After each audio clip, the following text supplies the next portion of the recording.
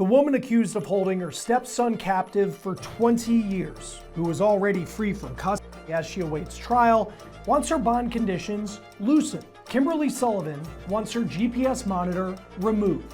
Who else is in the house? Who else is in here? My stepson is in here. Her 32-year-old stepson weighed just 68 pounds when firefighters rescued him from their home in Waterbury, Connecticut in February. We're on the case presented by Law&Crime. I'm Chris Stewart.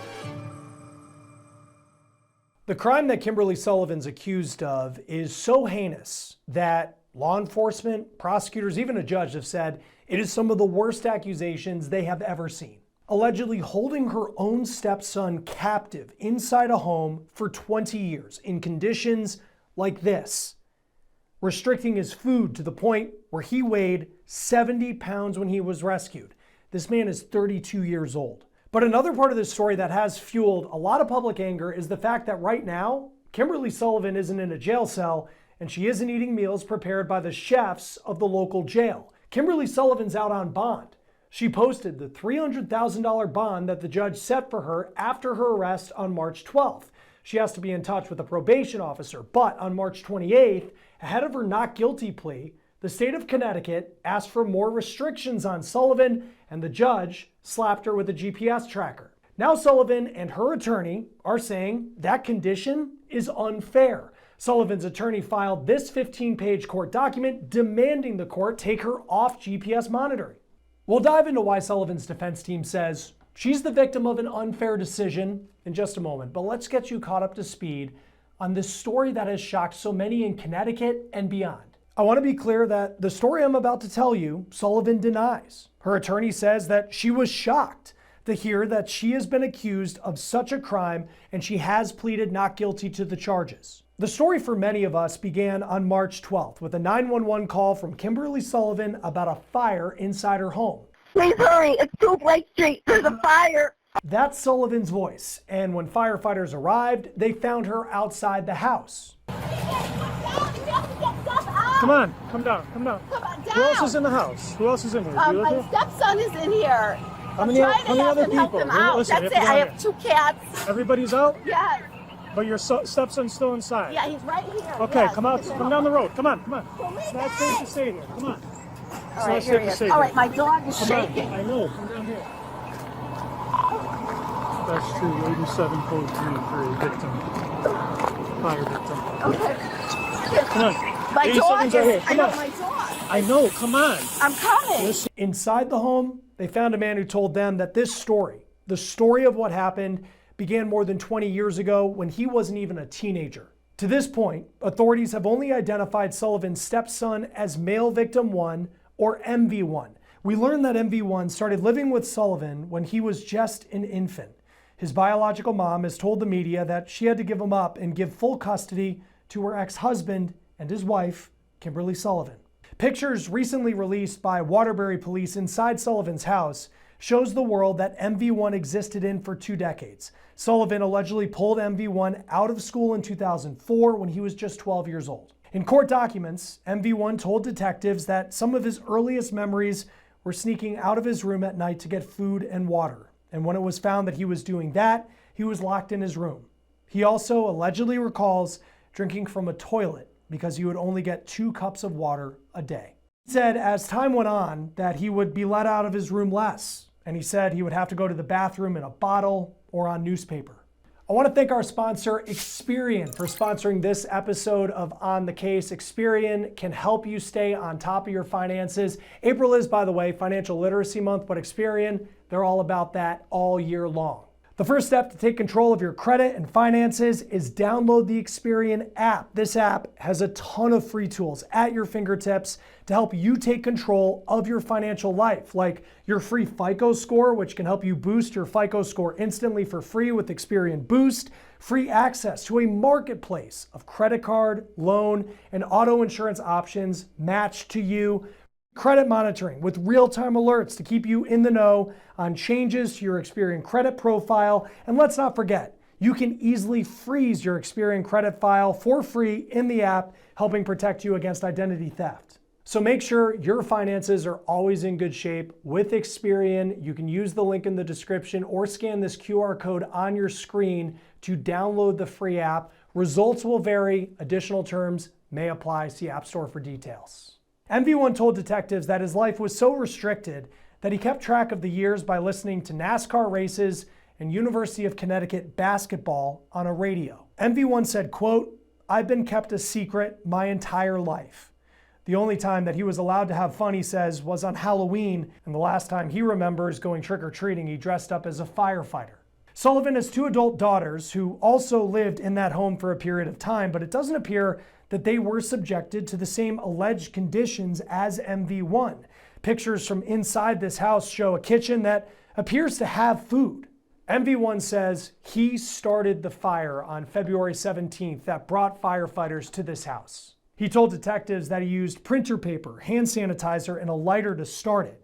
He had read that hand sanitizer was flammable, and the lighter he said he got from his biological father, who police say was bound to a wheelchair and died in January 2024. These are images inside MV1's room where he allegedly started that fire that led to his freedom, and you can see the fire damage inside the house. And as you look here, this is allegedly the door to his room, and you see here a lock on the outside of the room where he says he was held captive by his stepmom. MV1 said that when the flames started, Sullivan unlocked his door before she ran outside. In court documents, MV1 said that even though Sullivan let him out, she still demanded he wash his face before firefighters arrived, seemingly afraid of what they would think of how he looked. MV1 told police that even though Sullivan was telling him to get up and get out of the house, he stayed on the floor as smoke filled the room. MV1 told police that he didn't get up because he wanted to force firefighters to get him because he believed that was his only way out. He also told police that he started that fire because he wanted his freedom. Sullivan's arrest didn't happen until weeks later on March 12th. Sullivan is facing charges including assault in the first degree, kidnapping in the second degree, and unlawful restraint in the first degree. And that gets us to the debate that's happening right now over what Sullivan's pretrial conditions should be. At her first court appearance, she was granted a $300,000 bond, which she posted the next day. That decision created a lot of anger because of what she was accused of. Ahead of the court appearance, where she was expected to enter her plea, the state of Connecticut filed this motion requesting a change to Sullivan's conditions. The state wanted house arrest and that she be monitored with a GPS tracker. The state claimed that they had new evidence in this case and new witnesses, and the prosecutor said that he personally spoke with MV1 in the hospital. This victim is afraid. This victim lives in fear. I introduced myself to the victim, explained who I was. His first question in this fear is, why is she out walking around when I was locked up in a room for 20 years? He is following this on TV and social media, so he is aware of what's happening, and I say that because it would lead to his fear. Based on all that, the state is asking for those conditions. Sullivan's attorney argued that bond was already set and that she had been following the conditions the court put on her. We're now back seeking to add additional conditions. And I understand that the whole world wants to convict Ms. Sullivan, and the whole world already has. But this is the only place, the only room in this country where we have an opportunity to protect her rights. And as unpopular as that may seem, that's what's at issue here. Her rights, no one else's. When we talk about these constitutional rights in criminal law, they're to protect the accused, regardless of how unpopular it may be. So, Your Honor, I think it would be, respectfully, Your Honor, I think it would be a mistake to add conditions at this time. The judge decided that Sullivan did not have to be put on house arrest. He said that she's now living with one of her adult daughters, but he did say she would have to wear that GPS tracker. And that brings us to this petition that Sullivan's legal team has filed arguing against that decision. Sullivan's attorney argued that on March 13th, a judge decided $300,000 bond would be a fair amount for Sullivan. Sullivan's attorney pointed to her lack of criminal history, her lifelong residency in Waterbury, 12 years of education and work history. The petition also notes a separate judge decided against GPS monitoring in that initial bail hearing. Sullivan's defense also notes that she's under what they consider intensive pretrial supervision as it is, and that she followed those orders for the 2 weeks until the state asked for tighter restrictions again, including home confinement and GPS in that motion we talked about.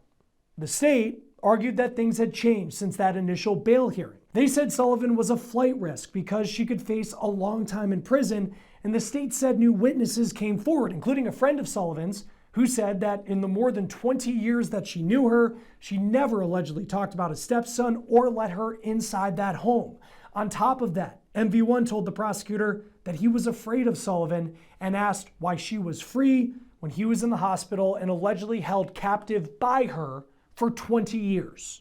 Sullivan's team notes that even with those statements from the prosecutor, the state didn't present new evidence or provide any new testimony from a witness in that hearing. In bold letters, Sullivan's legal team says, quote, "The trial court, by modifying the defendant's conditions of release without the state demonstrating that she violated a condition or that the existing conditions were inadequate, deprived her of constitutional due process and infringed upon her right to bail." And, quote, "The trial court abused its discretion when it imposed a condition of GPS monitoring on the defendant because it was not necessary to ensure her presence in court or to protect the public." Sullivan is expected in court next on April 22nd for a pretrial hearing. Joining us now is criminal defense attorney and legal commentator Natalie Whittingham-Burrell. Always great to have you on Law and Crime. Thanks for taking the time to be with us. You look at this petition that Kimberly Sullivan's defense team has put forward, asking that she be removed from a GPS tracker. How strong of an argument do they have for that actually to happen? So it's a complex analysis when it comes to pretrial release. And so it's hard to say what's weak or what's strong. However, by looking at the statute, there is a favor in their jurisdiction towards release, as long as they can release her under the least restrictive means. But there's a really good argument from the prosecution that the prosecution will advance that she's already under the least restrictive means for release. She's on the GPS monitor, she is free, and she's out in society. They just want to know where she's going and where she is. And so I think it's asking a bit much to take her off the GPS monitor, because it seems like the court already did a very measured analysis of flight risk versus dangerousness to the community. Yeah, and she's facing some, it's been noted, very horrific allegations. And if she's convicted, it's likely she'll spend a long time in prison. But when she was first arraigned, her bail was set at $300,000 and she was able to post that. And so her defense is arguing that nothing really has changed since that moment. Typically in these types of cases, how much does that factor into this decision long-term, where you did have this judge in the beginning that looked at the lack of criminal history, looked at the fact she had lived in Waterbury for a long time, and said $300,000 is a fair amount? Yeah, so I think what has changed is that she is free. So a lot of times when a bond is imposed that is that high, the court is anticipating that she won't be able to make it. She was able to make that bond. And now, are you completely comfortable, even with that money hanging over her head that she could potentially lose, with letting her out? And the analysis really has to be about not only her flight risk, but also the risk to the community. You said her charges are very, very serious. That incentivizes someone to not want to show up to court, to not want to take care of this case, to want to run away. And so that does make her a flight risk inherently because of how serious the charges are. Typically for a judge, because it's interesting to think, is I wonder for this judge, when $300,000 was put down, the idea was that she would be held behind bars ahead of her trial. And then lo and behold, the next day she posts $300,000 and she's on her way. But the state also asked for $750,000 initially. So it wasn't a no bond situation. What goes into that negotiation, the jockeying back and forth between the defense and the prosecution and the judge in these cases to decide what a fair amount actually is. Right. So the prosecution is interested in making sure that their prosecution goes forward and that the person does not reoffend while they are out awaiting trial. And we have to remember that she is presumed innocent.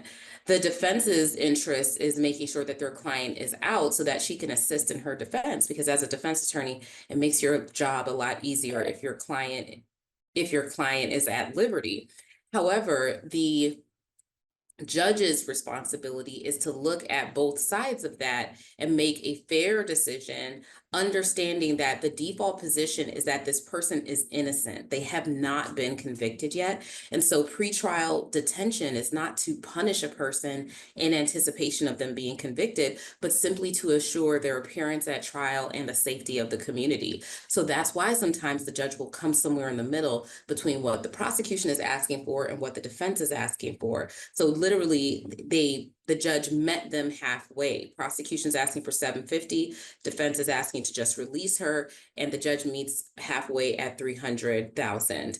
And now that she is out, because that is still a hefty bond, I think that the court is now recalibrating and recalculating. I didn't anticipate that maybe she would get out on that, but I want to make sure that the community is safe while she's out and that she doesn't take off and go somewhere. For people who have not personally dealt with having to post a bond, when it's $300,000, how much does she actually have to put forward to be able to get out like she did? Right. So usually if it's $300,000 at 100%, most people will contact a bail bondsman. They'll pay about 10% of that amount. In rare cases, some bondsmen allow 1%, but it's 1 to 10%. It's usually 10% of that amount to the bondsman. And then the bondsman puts up the rest of the money. And then as long as they appear in court, the bondsman will get their money back and the person will get their deposit back at the conclusion of the case. Another possibility is that the court themselves can impose a percentage. So something that frequently happens in my jurisdiction is, super hypothetically speaking, $1 million bond at 10%. They only have to put up 10% of that $1 million to the court to ensure their appearance. But if you can't secure a bondsman, because not every bondsman will take you on, then you have to pay all of that money yourself. In her defense seems to, through this petition and the times that she's been in court, they harp on the fact that she does not have a criminal record. She's in her 50s. So from the eyes of the law, she's never been in trouble for the 50 plus years that she's been alive. And she's lived in Waterbury, Connecticut her entire life. So you have no criminal record, lifelong resident, ties to the community.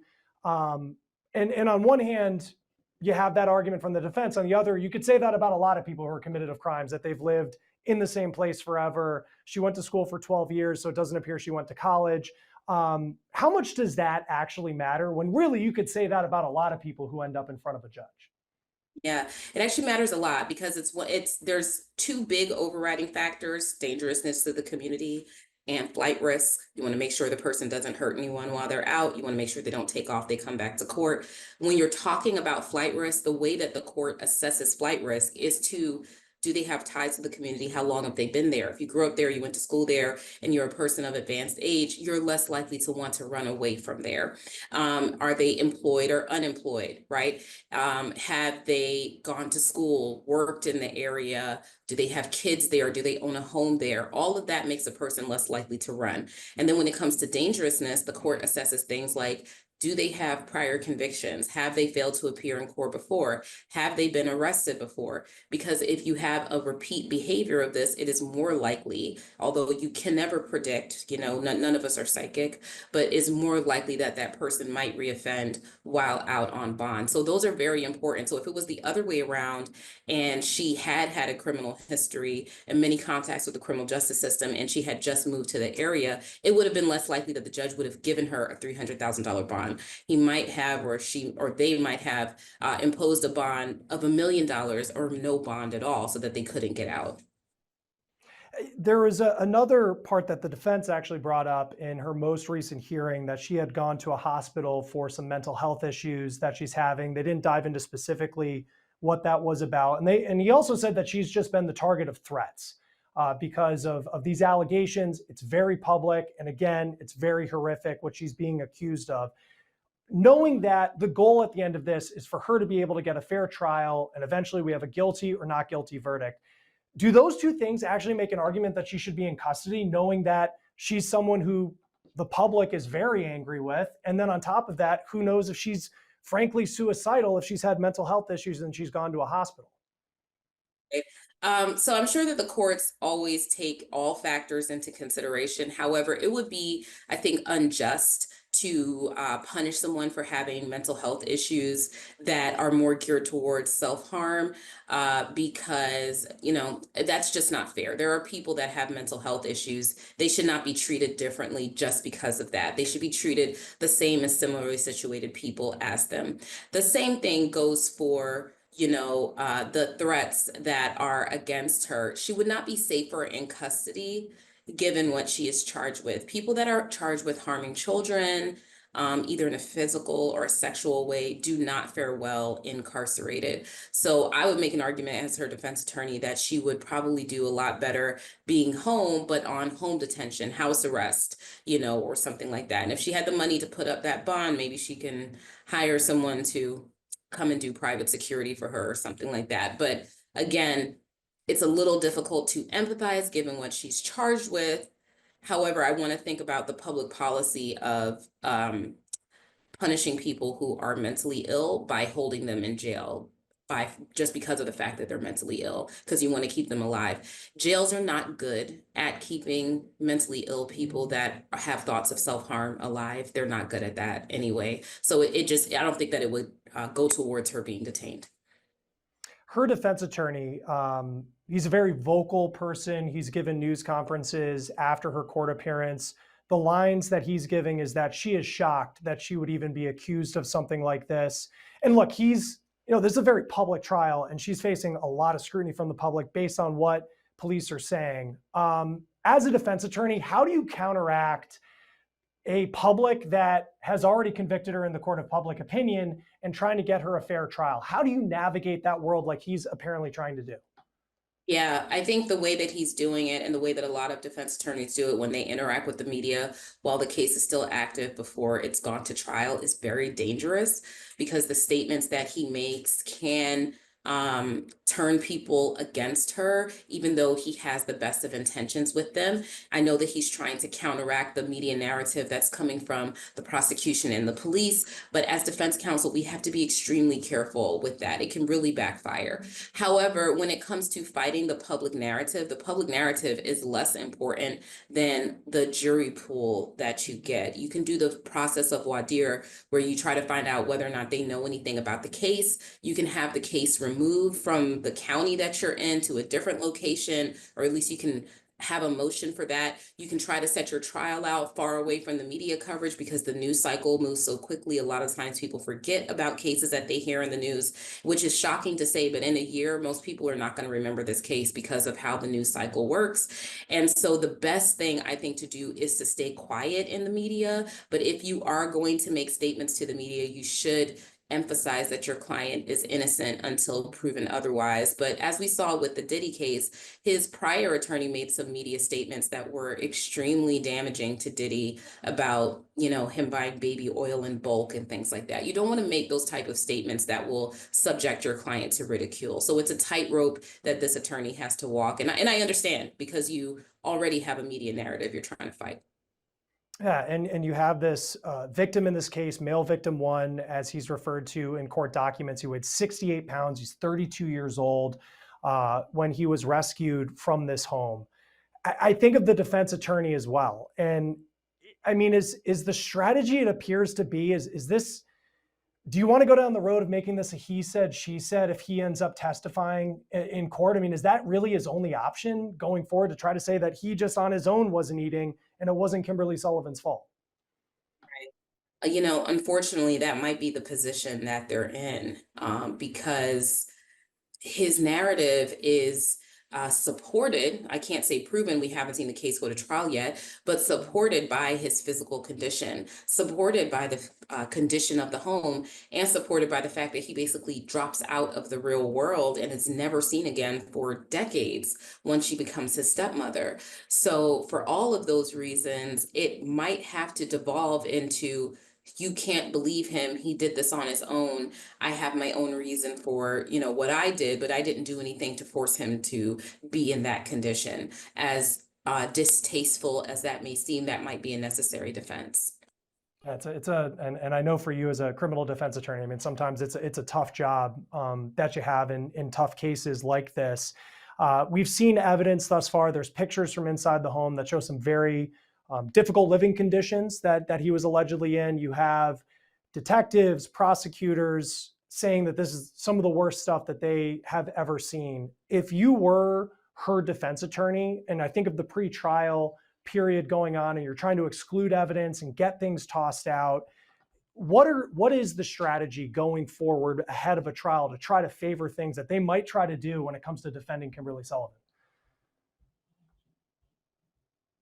So the strategy is to lock into the evidence from the prosecution, right? And challenge that. I think that the strategy is to get away from the media narrative and concerning yourself so much about the media narrative, and more so, you want to go through those pictures of the house. You want to challenge, like, was this gentleman, I hate to say this, but to say maybe he was mentally ill and he decided that he wanted to become a recluse and he did not want to interact with the public, and now he's blaming his stepmom. Hard to believe, but that's something that you would have to look into to see whether or not that's the case. I would maybe hire some experts. I might want to have him evaluated for his mental health, her evaluated for her mental health, get any medical records on her to show that maybe she had something mentally going on with her, and therefore she didn't understand what she was doing, or the gravity of what she was doing. I would move away from the media and move into the facts of the case, so that when the case does get to a jury, if it's not going to be a plea, if it's going to be a jury trial, you're able to challenge the state's version of events. And this might be a tough question to answer at this point, but based off the evidence that we have, very compelling statements that are coming from this victim who's been in the hospital since February 17th when he was rescued from the home. How likely is it that this could go to trial, or there could be a plea? And if there's some sort of plea agreement, what type of punishment theoretically could Kimberly Sullivan face? Right. It's a really good question. So when it comes to this early on in the trial process, it's almost like reading the tea leaves to decide whether or not the person would likely go to trial. It's interesting. Some of the cases that you have that are the strongest for the defense, those cases end up working out some way, a very minimal plea offer, some type of dismissal, or some type of pretrial issue happens and the case gets dismissed by the court. When the evidence is very compelling or strong for the prosecution and against the defense, surprisingly, a lot of those cases do go to trial, either because the defendant has dug their heels in and they just have a completely different reading on what's actually going on. They can't accept responsibility, or the plea offer is so severe because the charges are so severe that the client does not want to take that plea. Right? So say that something like this, it's really hard for the prosecution to offer this woman a plea that does not involve a hefty amount of prison time. That would not satisfy the community if they tried to offer her a light sentence. It also would not satisfy probably the victim. And so it's hard for people to accept you've got to go sit down for, hypothetically, 30 years at 50 years old, So that's really hard for people to accept. And so those type of cases can end up going to trial. And if she's convicted, her sentence will likely be very, very high. She'd probably serve a lot of time in prison if she lost after a trial. So it would likely be in her best interest, with what we know right now, to take a plea, but we don't know enough yet to say that. And I can't see the prosecution giving her a very lenient plea offer. Yeah, and we still have such a long way to go, but it just seems every single time that new pieces of evidence comes out, it's just shocking to hear. And these court cases, just such a tough story. Criminal defense attorney, legal commentator, Natalie Whittingham-Burrell. Always great to have you on Law&Crime to help us break down these situations. We appreciate it. Thank you so much. I also have an update on MV1's condition. He is reportedly being moved from the hospital where he was brought after his rescue in February to a rehab facility. That is according to a nonprofit in Waterbury that spoke to Hearst, Connecticut media. The GoFundMe that the city of Waterbury has been promoting to help MV1 is now at more than $255,000. For On the Case, presented by Law&Crime, I'm Stewart. We'll see you next time.